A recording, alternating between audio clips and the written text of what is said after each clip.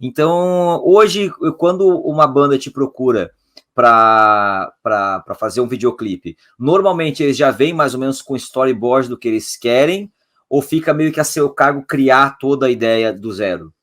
Nossa, cara, essa pergunta é muito inteligente, é uma pergunta muito boa. O que acontece? Um artista, quando ele vai procurar um diretor para fazer um clipe, normalmente, eu diria que 99% dos casos, ele já chega cheio de ideias.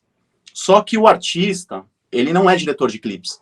Então, as ideias que estão na cabeça dele, na maioria das vezes, elas não vão funcionar, tá? Ou por erro de conceito, ou por falta de dinheiro mesmo, tá? Porque, assim, eu já cheguei a começar a produção de um clipe para a Anitta, onde a verba era 150 mil reais, e no meio da pré-produção a gente desistiu de pegar o clipe. Porque no que eles precisavam, 150 mil reais era muito pouco. Então, o clipe, ele tem um começo ali de valor, mas o final não existe. Se você pegar um clipe hoje, sei lá, da Lady Gaga, do Justin Timberlake, você consegue fazer um longa-metragem com aquela verba.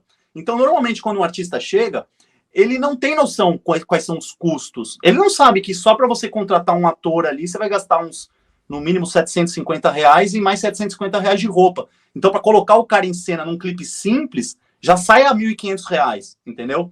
E imagina se o cara já vem com outras ideias, do tipo, eu quero um barco, eu quero uma ponte, eu quero uma corda, eu quero uma corrente, eu quero que caia, não sei o quê. Então, o que acontece?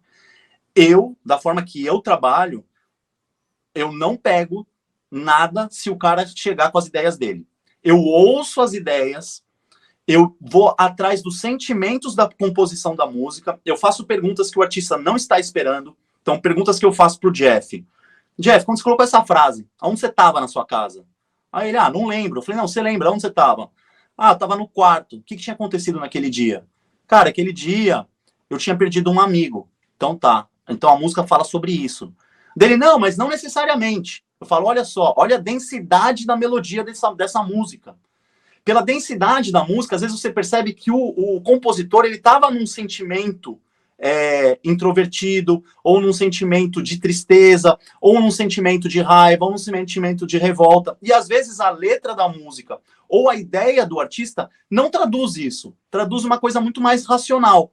Então a minha linguagem é sempre buscar a raiz do sentimental, a raiz do emocional, e a partir daí eu vou criar o meu roteiro, que muitas vezes o artista não vai entender, mas eu vou criar o meu storytelling da minha forma, mas que eu garanto para ele o seguinte, cara, isso vai representar você. Depois de pronto, você vai olhar e você vai se identificar.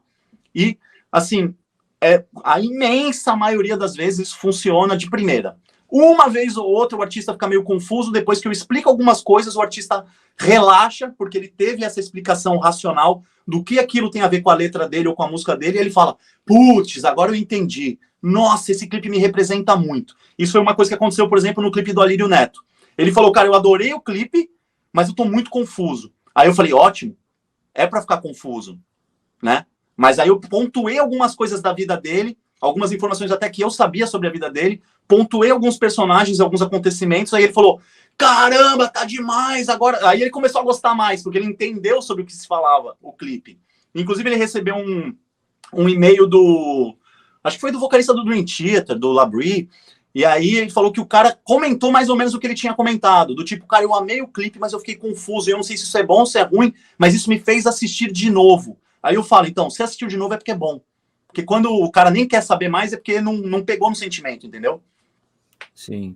E daí, nessa ideia aí, beleza, você deu o conceito pro cara, vocês definiram como fechar. No seu passo a passo, como é que você se organiza para, assim, iniciou um trabalho, lógico que depende muito de cada processo, de cada orçamento e tal, mas como é que é a sua dinâmica de trabalho em etapas para chegar até o final de um clipe? Porque eu, por exemplo, sei de videoclipes que levam uma semana para ficar pronto e videoclipes que levam 3 meses, né? Então... Tá. Ó, comigo sempre é rápido, tá? Eu chego, às vezes, já aconteceu muitas vezes eu chegar do set de filmagem e no dia seguinte o cara já tem um primeiro corte na mão dele. E por quê? Porque eu tô tão imerso nos sentimentos do set de filmagem que eu já quero começar a editar isso logo quando eu chego em casa à noite, porque eu já tô montando as coisas na minha cabeça e eu não quero perder essa explosão de sentimento que tá dentro de mim. Então, quanto mais tempo a gente passa longe, ou quanto mais tempo a gente fica refazendo aquilo, mais a gente se afasta daquela raiz daquela arte, né? Existe uma história que eu não sei se é verdade ou não, mas é um mito que é bem comentado, que a Billie Jean, o Michael Jackson tinha pedido mais de 12 mix e o produtor voltou na segunda. Então, assim, o Quincy Jones lá falou, cara, passou da segunda e da terceira mix, eu tenho certeza que vocês já se afastaram do que era a música. E eu penso muito dessa forma. Existe um processo de videoclipe que o jeito que eu faço é muito diferente do jeito que uma produtora faz. Por quê? Uma produtora passa por uma equipe, às vezes tem o cara que é só o roteirista, tem a pessoa que faz só a pré-produção, tem a pessoa que vai ser o assistente de direção, tem o diretor, tem o diretor de arte, tem muita gente envolvida numa equipe. Eu trabalho praticamente sozinho. Eu levo só, sei lá, no máximo 3 pessoas no set de filmagem para me ajudar. A maioria das vezes são meus próprios alunos que eu levo. Então, eu fico imerso na sensação da música, eu ouço a música muitas vezes e eu vejo muitas referências, coisas que não são de videoclipe, referências como filmes, como curta-metragem, como imagens no Vimeo.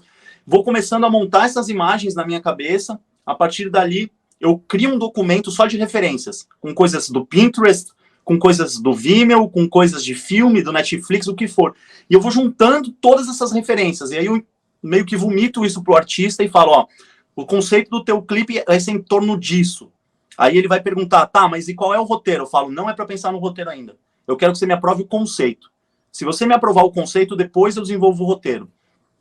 Ele me aprovando o conceito, aí eu começo a tentar descobrir o que cada um desses personagens quer falar. Aí eu começo a tentar entender o que um personagem tem a ver com o outro.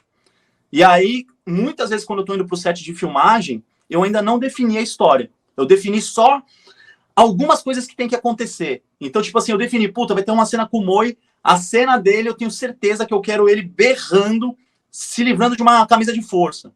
Ah, vai ter uma cena com uma pessoa que é mais dócil, e a cena dela eu quero que ela vá fechando os olhos e dormindo, caindo penas em cima dela.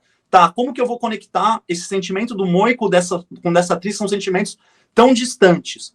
Quando você tá lá no set de filmagem, a própria arte começa a te dar essa dica.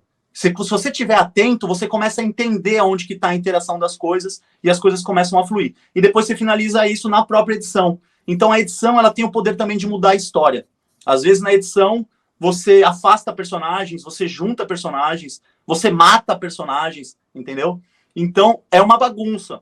O artista ele tem que ter um grau de confiança muito grande da forma que eu trabalho.